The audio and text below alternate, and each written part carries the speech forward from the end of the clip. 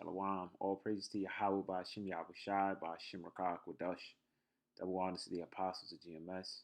I'm Yalak Mara'ah from the Shepherd of Berea camp. Salutations to all. Salutations to the Akim of the Shepherd of Berea camp. Romans chapter 11:33. Oh, the depth of the riches, both of wisdom and knowledge of God. All right, the depth. Let's look into the word depth real quick. It says the height of the deep sea. It says deep, extreme poverty of the deep things of the Lord. So what is the height? What is the deep things? What is the extreme? It says the extreme what? Of the riches. So what is extreme riches? What's boiling out of control to the Most High? Now let's go and see. Micah chapter 6, verse 6. Wherewith shall I come before the Lord? By myself before the high God.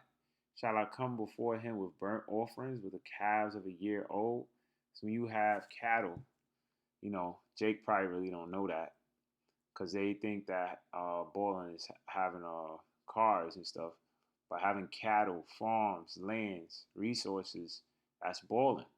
Verse 7, will the Lord be pleased with thousands of rams? But the Lord is not even pleased with that. Or with 10,000s of rivers of oil. You got those expensive fragrances, Tom Fords, Clive Christians, where you got agarwood. I want to show you this thing real quick. Floating agarwood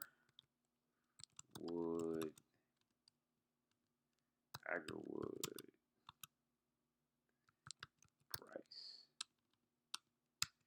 Check this out. Look at this. You see this? $50,000, $25,000. These are for chips. Now, this is a high quality. This most expensive stuff is from Vietnam. The Vietnam when you they have like the most highest quality of oud wood. This oil oud is in the scriptures. It's also known as agarwood. That's how much money it costs. For the purest, highest form. But nevertheless, all right. They have other versions, but look, this is it in the oil. So, just so you can see, this is in the oil form. He said rivers. All right, this is like 3 ml. Imagine a river of just this. I mean, come on, let me go back to the scripture so you can see it. It says, what did it say again? It says thousands, 10,000s of rivers of oil. So not just one river, but 10,000s of rivers of oil. And you're looking at a $1,200 small bottle, 3 ml of pure oil of the highest quality, rare, sinking, great agarwood. Esau has, look at this wood down over here, man. Esau has access to all of this stuff. But the Lord, look at this, $48,000. I'm not making this up. This is how much this high expensive stuff costs. So, shall I give my firstborn for my transgression? Right. You got people who will give their kids up for $40,000, $50,000, even more. That movie Taken was like a big thing. It was selling virgin females for like $500,000 or $1 million. It was betting on them. It said, the fruit of my body for the sin of my soul. Verse 8, he have showed thee, oh man, what is good. Because remember, this is the extreme riches. What will be the extreme riches? He have showed thee, O man, what is good, and what doth the Lord require of thee, but to do justly. So doing justly is an extreme riches, as we spoke on helping others out. Now, we speak on riches as money. Now, how do you do justly? How do you help other people out? Now, when you look at the word money in the etymology, it actually goes back to the word moniteur, which goes to, or moner, which goes to the word to advise, warn, and admonish. So when you're actually admonishing and warning, that is money.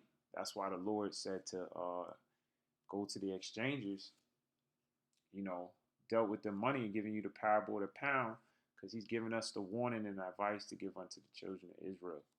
All right, so that is considered the extreme riches of the Most High. It says, "Shall I?" It says, "But to do justly and to love mercy." All right, it's Yahweh Shai. He warned, he healed, he showed mercy on the woman. When she was committed adultery, he showed mercy on her. Right, he pardoned, he healed individuals with sicknesses. He walked humbly because he was actually put to death by sinners where he didn't do nothing wrong. So that's really being extremely humble when you're not in the wrong, but yet you suffer the fault or the wrongdoing for the sake of Israel, for the sake of humbling yourself before the Most High, because he knew that this was something that the Lord was going to put him through. He didn't buck up against it and say, "Nah, I can." He humbled himself before the Most High. So that is an extreme thing to do. Those are extreme riches. Okay, so that's how the riches are of the Lord. It says, "Oh, the depths of riches," and it digs in deeper both for the wisdom and knowledge of Yahweh Bashem Yahweh Shai. So that is giving you knowledge on which the Most High consider riches. In Psalms 51:16, even David said, "For thou desirest not sacrifice, else would I give it. Thou delightest not in burnt offerings." Because those was the mind frame of how you pay the Lord, as you give him lots of burnt offerings. But King David understood, verse 17, the sacrifices of Yahweh Bashem Yahweh Shai are a broken spirit, being humble, a broken and contrite heart. O God, thou will not despise. Bang. See? The depths of riches and the knowledge of the Most High, right? How unsearchable are his judgments and his ways past finding out. Lord's will, this was edifying. Just going into the riches of the Most High, the depth, the extreme of the riches, all right? And the riches both of what? Wisdom and knowledge of what? The Most High, not the world. So with that being said, man, Lord's will, this was just just the mind frame of the Most High is very powerful and very adverse in this society. So, we're looking at how the mind frame of the Lord is different from the world. Shalom.